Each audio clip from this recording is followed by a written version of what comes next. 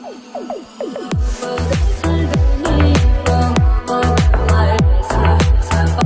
To channel. இன்னைக்கு நம்ம video பார்க்கணும் வாய்ஸ் ஆட சேனல் வந்து புஷ்பா 2 ரோஸ் வீடியோ தான் பார்க்க போகிறோம். வாங்க வீடியோக்குள்ள போயிடலாம்.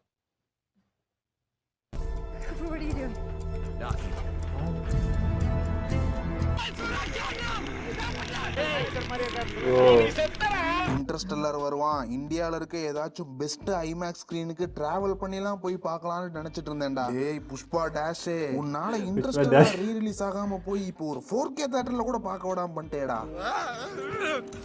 சத்தியமா ரோஸ்ட்னு ஒண்ணு போட்டு டேய் நீ செத்தடான்ற மோட்ல தான் படத்துக்கு போனேன். வழக்கமா நாம பண்ற மாதிரி ஃபுல் படத்தையும் கண்ணை மூடிட்டு பேஷ் பண்ற மாதிரி இந்த படத்துக்கு பண்ண முடியாது. ஏன்னா இதுல கொஞ்சம் நிறையவே பாசிட்டிவ்ஸ் இருக்குது.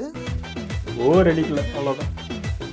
பட் அதுக்காண்டிலாம் இந்த படத்துக்கு சொம்படிச்சிட முடியாது. ஏன்னா எப்பயும் போல நாம ஜானர்ல கிழிச்சு ரோஸ்ட் பண்ற மாதிரியே அவனுங்களே நிறைய கண்டென்ட் கொடுத்துருக்கானுங்க. புஷ்பா 1 10 காசுக்கு மதிக்காத என்ன மாதிரி ஒரு ஆளால புஷ்பா 2 ஏன் முழுசா ரோஸ்ட் பண்ண முடியல? அதுவும் இத்தனை வன்மங்களுக்கு நடுவுலயும் இவன் எப்படி தப்பிக்கிறான்னு பாத்தீங்கன்னா ஃபர்ஸ்ட் ஹாஃப் செகண்ட் ஹாஃப் இல்லாம டோட்டலா பார்த்தா இந்த படத்தோட 40 to 50% நல்லா இருக்குது. மிச்சம் இருக்குது ரோஸ்டபிள் கண்டென்ட். அதை அடுத்து பார்ப்போம். பட் அந்த 40 to 50% சூப்பரா பண்றாங்க. ஆர்கானிக்கான சினிமா நீங்கலாம் அப்படியே கண்டிப்பா தியேட்டர்ல பார்த்தே ஆகணும் அப்படின்ட்டுலாம் நான் சொல்ல மாட்டேன். தடுக்கி விழுந்த தியேட்டருக்கு போனீங்கன்னா இந்த படத்துல 40 to 50% கண்டிப்பா என்ஜாயபிளா தான் இருக்கு. தெலுங்கு ஆக்ஷன் படங்கள்னாலே இதெல்லாம் நம்புற மயிராவா இருக்குன்ட்டு தோணாத ஆக்ஷன் படமே இருக்க முடியாது. அவ்வளோ கிரிஞ்சு பண்ணி தான் வச்சிருப்பாங்க. புஷ்பா 2மே டோட்டல் கிரிஞ்சு தான். பட் என்ஜாயபிள் கிரிஞ்சா இருக்குப்பா.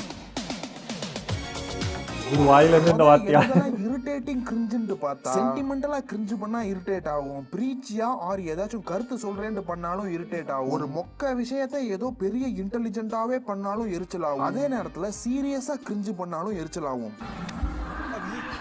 இதெல்லாம் இல்லாம கிரிஞ்சாவே பண்ணா தியேட்டர்ல ஜாலியா சிரிச்சுட்டே பாக்குற மாதிரி ஒரு கண்டென்ட் கிடைக்கும். அதான் இந்த புஷ்பா 2. ஏண்டா இதெல்லாம் உங்களுக்கே ஓவரா தெரியலையாடான்ற மொமெண்ட்ஸையே யோசிச்சு புதுசா ஓவரா பண்ணி வச்சிருக்கானுங்க. அதுதான் குபீர் சிரிப்புகளுடன் சேர்த்து இன்ட்ரெஸ்டிங்லி என்டர்டெய்னிங்காவும். ஒரு சோறு பதமாக ஒரு சீனை சொல்லணும்னா போலீஸ் ஸ்டேஷன்ல ஒரு சீன் வருது.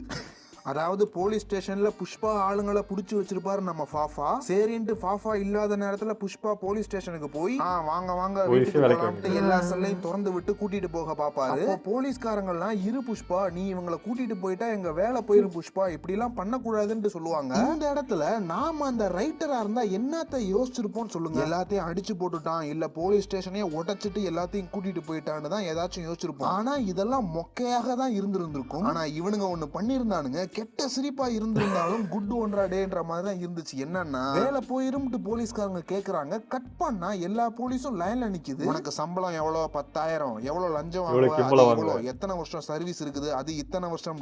20 லட்சம் ரூபா புடி, இந்த 30 லட்சம் ரூபா புடி, இப்பயே வேலையை ரிசைன் பண்ணிட்டு போ, நான் இவனுங்களெல்லாம் அப்படியே கூட்டிட்டு போறேன்னு ஒரு சீன் இருக்குது. ஸ்டூபிடிட்டி அட் பீக் தான் இது. ஆனா இதை ஒருத்தன் யோசிச்சிருக்கான் பாருங்களேன். புஷ்பா சட்டையில நெருப்பு பற்றும், அதை உடனே அணைச்சிடாம சிகரெட் எடுத்து அந்த நெருப்புலயே பத்த வச்சுட்டு அப்புறம் அந்த நெருப்பு அணைச்சு அந்த அணைஞ்ச சாம்பல முதுகு பின்னாடி கைரேகை அடிச்சு புஷ்பாதி பிராண்டடான்ட்டு போவான். இதெல்லாம் கூட விட்டுட்டு படத்தோட கதை எப்படி ஸ்டார்ட் ஆகுது பாருங்களேன். கடத்தல்காரன்றனால பழக்க வழக்கத்தெல்லாம் பணம் கொடுக்கறதோட வச்சுக்கணும். அதை தாண்டி கையை குலுக்கி முத்தம்லாம் கொடுத்து போட்டோ எடுக்க கூடாதுன்ட்டு சிஎம் புஷ்பாவை பார்த்து இன்சல்ட் பண்ணிடுவாரு.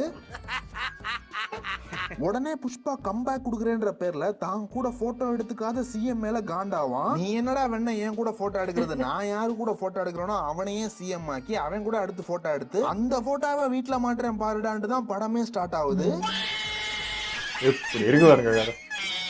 Good joke. கோல்டிஸ் கிட்ட இருந்து நான் அப்படியே பெரிய நல்ல சினிமாவெல்லாம் எதிர்பார்க்க போறது இல்ல. நீ பண்ற கிரிஞ்சையாச்சும் எரிச்சலாகாம ஒழுங்கா பண்ணுன்றதான் என்னோட மினிமம் லெவல் எக்ஸ்பெக்டேஷன்.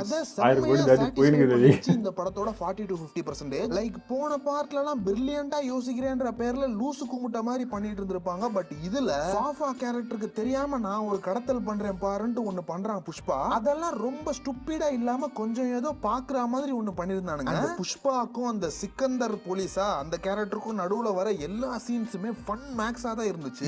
காமெடி எந்த அளவுக்கு கான்ஃபிடென்ட்டா கிரிஞ்சு பண்ணிருக்காங்கன்னா, நம்ம வலிமையிலலாம் சார் நீங்க வேற மாதிரி சார்ன்னு சொன்ன உடனே நாங்க வேற மாதிரி பாட்டு வரதே எவ்வளவு எரிச்சலாகி ரோஸ்ட் பண்ணிட்டு இருந்தோம். ஆனா இவனுங்க கான்ஃபிடென்ட்டா எல்லா சாங்ஸுமே இப்போ ஃபாஃபா கேரக்டர் மண்டேல புஷ்பா புஷ்பாண்டு ஓடிட்டே இருக்குன்னு சொல்லும், உடனே புஷ்பா புஷ்பாண்டு பாட்டு வரும். உன்னை நினைச்சாலே ஃபீலிங்ஸா இருக்கு சாமின்ட்டு புஷ்பா ஒய்ஃப் சொல்லும், உடனே ஃபீலிங்ஸ் பாட்டு வரும். அட அந்த ஐட்டம் சாங் கிஸ்க்கு பாட்டுக்கெல்லாம் ஒரு சிச்சுவேஷன் கிரியேட் பண்றானுங்க. பரவாயில்லப்பா நல்லாதான்ப்பா இருக்குன்ற அளவுக்கு உண்மையிலே அங்க அந்த படத்துல ரைட்டிங் நல்லாதான்ப்பா இருந்துச்சு. ஆனா பாட்டு எல்லாம் கன்றாவியா இருக்குது. அது டிஎஸ்பி நினைச்ச ஒரு சங்கட்டமான விஷயம் தான். கேவல கர்மாந்திரமா இருக்கும்னு நினைச்ச படம் இந்த அளவுக்கு இருக்கதே பெரிய விஷயம்ன்ற மாதிரி தான் இருக்குது. இன்னும் இன்டர்வல்லாம் அவ்வளவு லென்த்தியான வெறும் டிராமா மட்டுமே ஓரளவுக்கு நல்லாவே எங்கேஜிங்கா இருந்துச்சு. சோ நீங்க கண்டிப்பா ஃப்ரெண்ட்ஸோட போனீங்கன்னா ஜாலியா சிரிச்சுட்டே பாக்குற மாதிரி ஒரு என்டர்டெய்னிங்கான படமா தான் இதோட 40 to 50% இருக்குது. போதும் இது வரைக்கும் பாசிட்டிவ்ஸே ரோஸ்ட் மாதிரி சொல்லிட்டு இருக்கிறேன். இப்போ ஆக்சுவல் ரோஸ்ட்டுக்குள்ள வந்தோம்னா இப்பதான் வராரு உள்ள. நான் மட்டும் புஷ்பாவா இருந்திருந்தா இப்படி கண்டெய்னருக்குள்ள 40 நாள் நாரி போயாச்சும் ஏதாச்சும் வெளிநாட்டுக்கு போய் இன்டர்ஸ்டெல்லார் பார்த்திருப்பேன் தெரியுமாட்டு தான் ஃபர்ஸ்ட் சீனே தோணுச்சு. அது எதுக்கு அந்த சீன் வச்சாங்கன்னு புரியல. தெரியாம இருக்க அந்த ஓபனிங் சீனை ஸ்கிப் பண்ணிட்டோம்னா, நான் போன வீடியோல சும்மா சொன்னேன், என்னடா சின்ன சின்ன சண்டையெல்லாம் போட்டுட்டு ஸ்ட்ரைட்டா சென்ட்ரல் கவர்மெண்ட் கிட்டயே சண்டைக்கு போய் பிரதமர் ஆகிற மாதிரி கூட சீன்ஸ் எடுங்கடான்ட்டு ஒரு விரக்தியில சொன்னேன் சும்மா. ஆனா அநேகமா தேர்ட் பார்ட்ல பிரதமராவே கூட ஆகிருவான் போலன்ற மாதிரி கிளைமேக்ஸ் முன்னாடி பூரா டேக் ஓவர் பண்ணிடுவான். அப்புறமா கிளைமேக்ஸ்ல சென்ட்ரல் கவர்மெண்ட்ல ஜெகபதி பாபு உட்கார்ந்து இருக்காரு, அவனோட சண்டை போட்டுக்கிட்டான்ற மாதிரி முடிக்கிறானுங்க. ஒரு அளவுக்கு மாதிரி ரொம்ப அநியாயத்துக்கு ஓவரா இறங்கி இந்த லோக்கியோட நோய் பரவி 2000 கோடி 3000 கோடி 2000 டன்னு தரேன் 5000 கோடி ரூபா கொடு, அதுல 100 கோடி கழிச்சுக்க நீ வந்து ஹெலிகாப்டரை வாங்கிக்கிறேன்ட்டு இந்த புஷ்பாவோட யூனிவர்ஸ்ல புஷ்பாக்கு எதுக்குமே லிமிட் கிடையாதுன்ற மாதிரி இருக்குது. லிட்டரலி நிறைய பேருக்கு ஒன் டே டிசையராக நினைச்சு ஆசைப்படுற ஒரு லைஃப் ஸ்டைல் தான் புஷ்பாவோடையது. ஸ்ரீவல்லி மாதிரி ஒரு பொண்டாட்டி கூட ஒரு ரூம்ல மேட்ரு பண்றது போர் அடிச்சு போய் மேட்ரு பண்றக்காண்டியே பல ரூம்கள் வச்சு அவ்வளவு பெரிய வீடு கட்டி ஏலியனுக்கே லஞ்சம் கொடுக்குற அளவுக்கு அவ்வளவு பணம் சம்பாரிச்சு வச்சிருக்கான். எப்படிடா அவ்வளவு பணம் கேட்டா போட்டு மலையில வெட்டி வெட்டி அனுப்பிச்சுட்டு இருக்கான். போங்க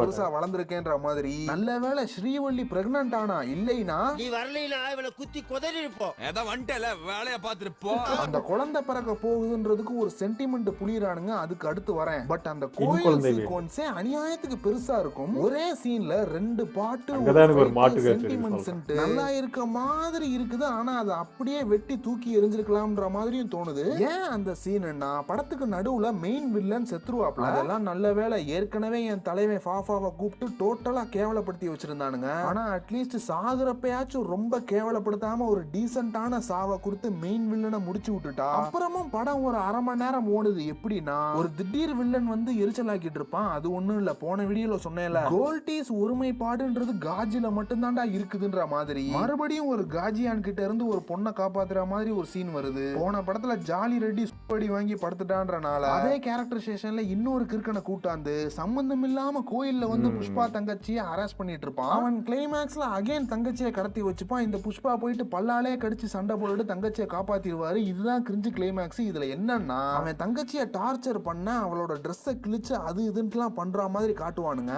அதை பார்த்தா ஐயோ அவன் தங்கச்சிக்கு எதுவும் ஆயிடக்கூடாதுன்ட்டு நமக்கு அந்த மாதிரியே தோண மாட்டேங்குது. நம்ம மைண்ட் வெளியே வெளியே வருது. ஏன்னா இவங்களோட கிரிஞ்சு சினிமா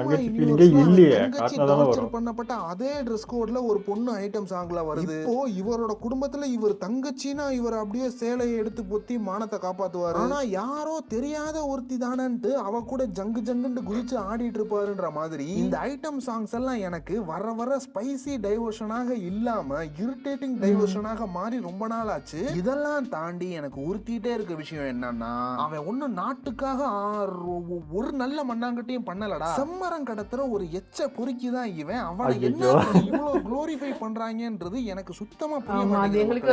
தெரிஞ்சு பண்றாங்களா தெரியாம பண்றாங்களா புஷ்பான்றவனால அவனையும் அவன் பொண்டாட்டியும் தவிர வேற யாருக்காச்சும் நல்லது நடந்துச்சான்னு பார்த்தா நத்திங், ஒண்ணுமே கிடையாது. இப்படி ஒரு தற்குறிய குளோரிஃபை பண்ணி படத்துக்கு படம் தெலுங்கண்டாண்டு வேற ஃபிளெக்ஸ் பண்ணிக்கிறானுங்க. அப்பா இதெல்லாம் தெரிஞ்சு பண்றீங்களா இல்ல தெரியாம பண்றீங்களா? இல்ல ப்ரோ, அடுத்த படத்துல அவர் திருந்துற மாதிரி என்ன பண்ணாலும் அப்போ ஒரு 2 படமா நல்லா அயோக்கியத்தனம் பண்ணிட்டு எப்படியும் இது 1000 கோடி அடிக்க வச்சுட்டு போயிருவீங்க. உங்களெல்லாம் யாருடா கேட்பான்ற மாதிரி எரிச்சல் ஆகுது மக்களே. Yes, it's an entertaining film தான். பட் இந்த படத்தை பாருங்கன்ட்டு என்னால சத்தியமா ரெக்கமெண்ட் பண்ணவே முடியாது மக்களே. இதுக்கு மேல அந்த குடும்ப சென்டிமெண்ட்டுகள் எல்லாம் எனக்கு ரோஸ்ட் பண்ண கூட மனசு வரல. அவ்வளோ எரிச்சலான விஷயம். அதெல்லாம் படம் பார்த்தவங்க யாராச்சும் நல்லா ரோஸ்ட் பண்றவங்க இருந்தீங்கன்னா கமெண்ட்ஸ்ல பண்ணுங்க. போதும்டா உங்க பேன் இண்டியன் பொங்கச்சோறுன்ற மாதிரி இதுதான் இந்த வருஷத்தோட கடைசி ரோஸ்ட்னு நினைக்கிறேன். இதுக்கு மேல ஏதாச்சும் கிறுக்கனுங்க வரானுங்கன்னா முன்னாடியே கொஞ்சம் கமெண்ட்ஸ்ல சொல்லிருங்கப்பா. நான் கொஞ்சம் ரெடி ரைட்டா. அவர்கிட்ட போய் பெர்மிஷன் வாங்கிட்டு வாங்க. நாம 2 பேரும் போய் அவர் கூட சேர்ந்து ஒரு போட்டோ எடுத்துக்கலாம். ஆமாங்க, எனக்கு இந்த காமெடி தான் ஞாபகம் இருந்துச்சு. எனக்கு என்னன்னா அண்ணன் வந்து ரொம்ப கண்ட்ரோல்டாக ரோஸ்ட் பண்ண மாதிரி இருந்தது. அது வந்து ரொம்ப அடிக்கவும் இல்லை, ஏன்னா வந்து போர் அடிக்கலை. எனக்கும் அந்த ஃபீல் தான் இருந்தது. எனக்குமே படம் வந்து என்ன கேட்டிங்கன்னா சுத்தமாக போர் அடிக்கலன்னு சொல்லுவேன். 3 hours நீங்கள் வந்து ஏன்னா அப்படி ஐயோ அப்படின்னு தூங்கலாம் மாட்டீங்க. என்ன சொல்கிறது, ஜாலியாக தான் பார்ப்பீங்க. ஆனால் ஃபுல்லாக லோ லாஜிக் அப்படி தான் இருக்கும். என் தங்கச்சி இதான் கேட்டேன், படம் பார்க்கலாமாண்ணா அப்படின்னா. நீ சராசரியாக தெலுங்கு படம்னா எப்படி ஒரு 50% லாஜிக்கில் அதுன்னு நினச்சி பார்ப்பியா, இல்லை 100% இல்லைன்னு நினச்சி உக்கார், அவ்வளோதான். ஆனால் அவனுக்கு போர் அடிக்காதுமான்னு. ஸோ அண்ணனும் பார்த்தீங்கன்னா அவருக்கு வந்து என்ன சொல்கிறது, பிடிக்கலன்னு சொல்ல முடியல, போர் அடிக்குது, கேவலமான படம் அப்படின்னு சொல்ல முடியல. அதனால தான் அண்ணன் வந்து ரோஸ்ட் பண்ணுறாரு. அவர் மீறி வார்த்தைலாம் வருது, அதனால கண்ட்ரோல் பண்ணிட்டு அது பண்ணார். அது புரிஞ்சது. இவங்க என்கிட்ட தான் சொன்னாங்க புஷ்பா பார்த்துட்டு, இவங்க எப்படின்னா ஒன்றும் இல்லாத விஷயத்தையே இன்ட்ரெஸ்டிங்காக எடுத்துகிட்டு போயிடுறாங்கன்னு அப்படின்னு ஒரு வார்த்தை சொன்னார். அதுதான் கரெக்ட். எனக்கும் அப்படி தான் பட்டுது. அது இல்லாமல் ஒரு இல்லீகலான ஒரு விஷயத்த எது ஒரு குற்றமான ஒரு விஷயத்த வந்து ரொம்ப கெத்தாக ஒரு க்ளோரிஃபை பண்ணி பயங்கர ஹையா பெரிய ஆளா அப்படி காட்டுவாங்க ஹீரோ. அது எங்களுக்கே ஒரு மாதிரி இருந்தது. என்ன இருக்குது, ஏன் அவ்வளோ ஹைப் பண்ணி ஒரு பெருசாக காட்டுறாங்க, இது தேவையே இல்லாத ஒன்றாச்சு அப்படிங்கிற மாதிரி எங்களுக்கும் தோணுச்சு. அப்புறம் ஃபாஃபா அவர் வந்து எப்படின்னா அவர் ஒரு நார்மல் பீப்புளாக காமிச்சிட்டாங்க. ஒரு போலீஸாக பணம் பலம் இல்லாத ஒரு போலீஸ் ட்ரை தான் பண்ண முடியும் அவர் சைட்லேருந்து. ஸோ அது பண்ணி பண்ணி ஒரு இடத்துல எல்லாத்துலேயும் தோற்று போகும்போது விரக்தியாகி அவர் இறந்துட்டார். அவர் ஸ்டோரியாக அவர் லைஃபாக பார்க்கும்போது அது கரெக்டு தான். பட் ஆப்போசிட் சைடு வந்து புஷ்பா மாதிரி ஒரு ஆள் இருந்து பார்க்கும்போது இவருக்கு கொஞ்சம் டம்மி ஆகிட்ட மாதிரி ஃபீல் ஆச்சு. அவர் கதையும் நல்லா கொண்டு வரலையோ வலுவாக காட்டல அப்படிங்கிற மாதிரி நமக்கு ஃபீல் ஆயிடுச்சு. அவர் எனக்கு தெரிஞ்சு டம்மி ஆகிட்டாங்க தான் எனக்கு ஃபீல் ஆச்சு. நான் வந்து புஷ்பா 1ல அவ்வளோ எதிர்பார்த்தேன். அப்படி பயங்கரமாக ஒரு வில்லனை காமிச்சு புஷ்பா 2ல இவர் தாண்டா மாஸ் காட்ட போகிறாரு, வச்சு செய்ய போகிற எல்லா பக்கமும் அட்டாக் பண்ண போகிறாருன்னு அப்படிலாம் எதிர்பார்த்தேன். ஃபுல்லாக பார்த்தா காமெடி பீஸாக நிற்க வச்சுக்கிறாங்க. காமெடிக்காக ஒரு கேரக்டர்னு ஆக்கி வச்சுட்டாங்க. இப்படி பார்த்த கேரக்டர் அப்படி பார்க்குறதுக்கு எனக்கு ஒரு மாதிரி டம்மியாக தெரிஞ்சது. இதுக்கு எதுக்குடா இவர், அது நீங்கள் புஷ்பா 1லேயே போட்டு தள்ளிட்டு இப்போ நீங்கள் புஷ்பா 2ல பிரைம் மினிஸ்டர் அசால்ட்டாக போட்டு தள்ளியா, அந்த மாதிரி ஒரு போட்டு தள்ளிட்டு வேற என்ன கேரக்டர் வச்சாவது நீங்கள் எடுத்துகிட்டு போயிருக்கலாம். இவரையும் அவ்வளோ டம்மி பண்ணிட்டாங்கன்னு. ஏன்னா அந்த ஐப்புக்கு இங்கே வேல்யூ இல்லாமல் போயிடுச்சு. அதுதான் ஒரு ஹீரோக்கு வந்து எல்லாம் பண பலமும் கொடுத்து எல்லாம் நடக்கும் அவர் சொன்னா அப்படிங்கிற மாதிரி ஒரு ஹீரோக்கு எழுதி வச்சுட்டு, இங்கே அவருக்கு அந்த அளவுக்கு இல்லை, அந்த அளவுக்கு அதை எதுவுமே எழுதாமல் அந்த அளவுக்கு கொடுக்காம அப்புறம் அவர் கேரக்டர் ரொம்ப லோவாக தானே இருக்கும். ஸோ அது மட்டும் கொஞ்சம் ஈக்குவலாக இங்கேயும் எழுதியிருக்கலாமா, இங்கேயும் வேற மாதிரி அவருக்கும் நிறைய பலம் இருந்து அப்படி மோதி எதனாவது ஒன்று பண்ணியிருந்தா நல்லா இருந்திருக்குமோன்னு ஏன்டா தோணுச்சு. அவ்வளோ லாஜிக்லாம் பார்த்தா படம் பார்த்துருப்பேன் நீ அப்படின்னா சிம்பிள் மரத்தை பிடிக்கிறதுக்கு அவன் சேர்த்து வச்சிருந்த பணத்தை பிடிச்சிருந்தாலே முடிஞ்சு இருக்கும். பணம் எங்கே சேர்க்கி வைக்கிறா என்ன பண்ணுறான்னு அதை ஓகே, கண்டுபிடிச்சிருந்தாலே அதாவது முடிஞ்சு போச்சு. லாஜிக் அதையே இல்லாத பண்ணலை, அப்புறம் என்னடா. லாஜிக் இல்லாத அதில் அவ்வளோ யோசிக்க முடியாதான். பட் ம். சொன்னேன். சரி, அதே மாதிரி இவர் இன்னொரு விஷயமும் சொன்னார். இதனால வந்து அவன் பொண்டாட்டி பிள்ளைக்கு மட்டும்தான் லாபம் அப்படின்னு சொல்லிட்டு. அதாவது அந்த கூட்டத்தையே அவர் வந்து பேணி காக்குறாருல. இப்போ அந்த போலீஸ் ஸ்டேஷனே வாங்கிறதுக்கு காரணம் என்ன, அவங்க ஆளில் ஒருத்தரை பிடிச்சி வச்சிருக்காங்கன்றதுக்காக அவர் எவ்வளோ கோடி வேணால் செலவு பண்ணுவார். அவரை நம்பி வர யாரையுமே விட்டு கொடுக்க மாட்டார். அவங்க கல்யாணம் நாளைக்கு நடக்குதுன்னா அதுக்காக எந்த எக்ஸ்ட்ரீமுக்கும் போவார்னு ஒன்று இருக்குல்ல, முதலாளியாக இல்லை அவர் ஈக்குவலாக பார்க்குறாருன்னு ஒன்று இருக்குது. ஸோ அந்த விஷயத்தில் பெஸ்ட். இப்போ நீ சொன்னல கூலி ஆளுக்காக வந்து அவ்வளோ செலவு பண்ணாருன்ட்டு அதெல்லாம் ஓகேங்க. பட் வந்து மினிஸ்டர் அந்த விஷயம் மாற்றணும் அது இதுன்னு சொல்லும்போது இல்லை எவ்வளோ ஆகும்னு கேட்டதுக்கு சம்திங் ஒரு அமௌண்ட் சொல்லியிருப்போம். ஒரு 100 500 சொல்லியிருப்போம்னு வச்சுக்கோங்க. அது கொடுத்தா என்ன உங்ககிட்ட இருக்கிற பணபலம் காட்டணுன்ட்டு அங்கே 500 சொன்னாலும் இவர் நான் 1000 1000 கோடி கொடுக்குறாரு. தரேன் 2000 கோடி தரேன் அதெல்லாம் கொஞ்சம் ஓவராக இருந்தது. இருக்கிறது கொடுத்தா முடிஞ்சு போச்சு. இப்போ நீங்கள் அவர் வந்து என்னன்னா 500லேயே முடிச்சா சீக்கிரம் வந்து கடத்தி சீக்கிரம் முடிச்சிருக்கலாம். நீ தேவையில்லாமல் 1000 50,000 1000 அதுக்கு மேலே அதிகமாக சொல்லி இப்போ அதுக்காக நான் போய் கடத்தல் பண்ணணும், அதுக்காக நான் ஒரு விஷயம் போய் செய்யணுன்ட்டு அதுக்கு மேலே கேட்டு இவ்வளோ சம்பாதிக்கணும்னு சொல்லிட்டு அந்த பிஸ்னஸை தேவையில்லாத டென்ஷன் ப்ரெஷர் ஏற்றிட்டு ஒன்று பண்ணிட்டு இருப்பாரு. அதெல்லாம் கொஞ்சம் தேவையில்லாமல் இருந்த மாதிரி இருந்துச்சு. அதாவது அவருடைய கெப்பாசிட்டியே காட்டுறாரு. இப்போ அதுதான் அதில் ஓவரா வந்து இருந்தது. பின்வாங்கவே கூடாது. இப்போ ஆப்போசிட்டில் வந்து அடிக்கணுன்னே யோசிக்கக்கூடாது. 500 கோடியா இன்னும் 100 கோடி வச்சா நம்ம ஜெயிச்சிடலாமே நினைக்கக்கூடாது. அதுக்கும் மேலே பண்ணி வச்சுருக்கேன், நீ என்னை தொடவே கிட்டே நெருங்கக்கூடாது, நான் நினச்சால் சிஎம் ஆகிறதுக்கு எந்த எக்ஸ்ட்ரீமுக்கும் போவேன்றது தான் அவருடைய தாட்டு. ஸோ அது நிறைவேற்றிட்டாரு. அப்புறம் மந்தனா அவங்களோட ஆக்டிங் எனக்கு ரொம்ப பிடிச்சது. எப்பன்னா, அந்த புஷ்பாக்காக அவங்க பேசுவாங்க. சித்தப்பா அவருகிட்ட பேசும்போது சூப்பரா இருந்தது. அது எனக்கு ரொம்ப பிடிச்சிருந்தது. ஃபர்ஸ்ட் டைம் மந்தனா அந்த அளவுக்கு ஒண்ணு பண்ணாங்க அப்படின்ற மாரி எனக்கு ஃபீல் ஆச்சு. ஆக்டிங்கு, வந்து எக்ஸ்பிரஷனு, உணர்ச்சி வசப்பட்டு பேசினதுலாம் வந்து ரொம்ப பிடிச்சிருந்தது. ஆனா, இவரு சொல்ற மாரி தோணுது. எல்லாமே வந்து கேர்ள்ஸ் வச்சு ஒரு கதைய நகர்த்தி. ஆனா பேர்லாம் பார்த்தீங்கன்னா ஹீரோ. ஹீரோ, மாஸ் இது அப்படின்னு சொல்லுவேன். பட் ஆனா சொல்றத பார்த்தா ஒரு ஹீரோ வந்து பெருசா காட்டுறதுக்கு, இங்க இவ்ளோ கேர்ள்ஸ வந்து காமிச்சு தான் ஒண்ணு பண்ண வேண்டியதா இருக்கு. அது கேட்கறதுக்கான ஒரு மாரி தான் இருந்தது அவர் சொல்லும்போது. கரெக்ட்டா தான் பட்டது.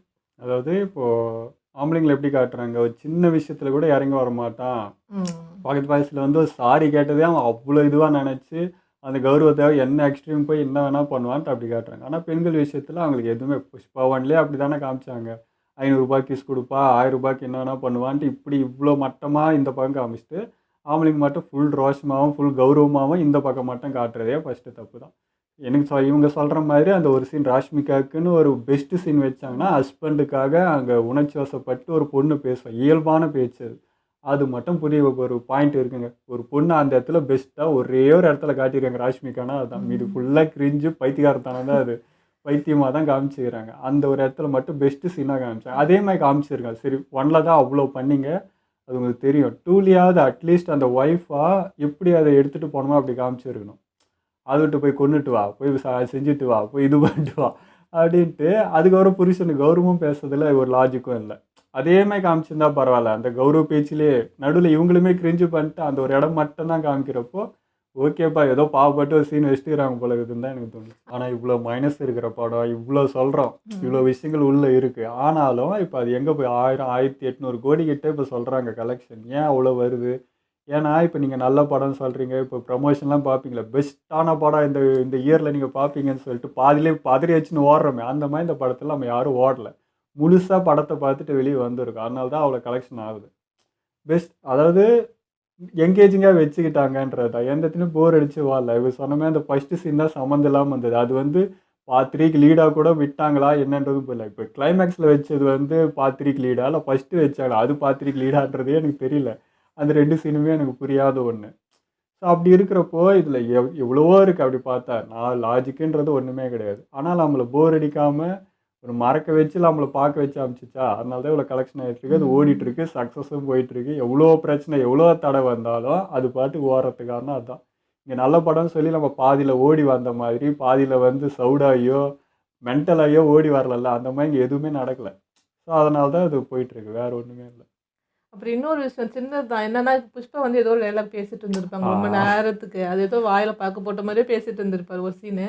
சுத்தமா புரியலைங்க. நானும் வந்து உத்து உத்து கேட்குறேன். ஏதோ ஒரு வேர்ட்ஸாவது புரியுமான்ட்டு ரொம்ப கஷ்டம். அது அது என்ன டயலாக் வச்சாங்க, என்ன பேசினாரு ஒண்ணுமே புரியல. சரி எனக்கு தான் புரியல. இவங்கள்ட்ட கேட்போம்னா, ஏய் இவங்களுக்கும் நானே புரியாம தான் உக்காந்துக்கிறேன். என்ன கேட்குறேன். நான் இவன கேட்கலாமா? டேய் ஏதோ உனக்கு புரிஞ்சுச்சு அப்படின்னு சொல்லிட்டு.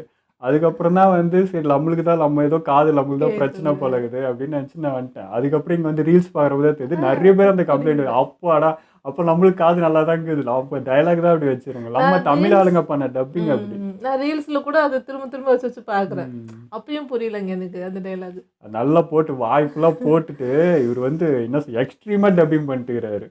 அவன் வாய்க்குள்ள இருக்கிறத அப்படியே உணர்ந்து வைக்கணும்ன்ட்டு நல்லா தண்ணி ஊத்தின்னு டப்பிங் பேசிட்டாரு போல. கொல கொல கொலன்றாரு. என்ன டயலாக்னே இப்போ வரைக்கும் புரியல. நானும் இது வரைக்கும் 10, 15 முறை கேட்டேன். அது என்ன சொல்றாருன்றதே எனக்கு புரியல. பப்படா பப்படான்னு தான் கேட்குது அது. அது என்னன்றதே எனக்கு புரியல. சரி இங்க தான் இப்படி இருக்கா? இல்ல தமிழ் டப்பிங் தான் இப்படியா? இல்ல தெலுங்குலுமே அப்படிதான் இருந்ததான்னு அதுதான். தெரியல. யாருன்னா தெலுங்குல பார்த்துருந்தா சொல்லுங்க. அதுக்கு மீனிங் என்னன்னன்றதே எங்களுக்கு புரியல. ஒருவேளை இருக்கும். அங்கேயே பேசி புரியலன்னு தான் இவங்களும் ஏதோ ஒண்ணு ம். பேசி சமாளிச்சிருப்பாங்கன்னு நெனைக்கிறேன். புரிஞ்சிருந்தா இவங்களும் அத புரியிற மாரி கன்வே பண்ணியிருப்பாங்கல்ல. ம். தெரியல என்னன்னு. ஓகே. எங்களோட வீடியோ உங்களுக்கு பிடிச்சிருந்தா லைக் கமெண்ட் ஷேர் பண்ணுங்க. மறக்காம சப்ஸ்கிரைப் பண்ணுங்க. சப்பா மாறு சதனி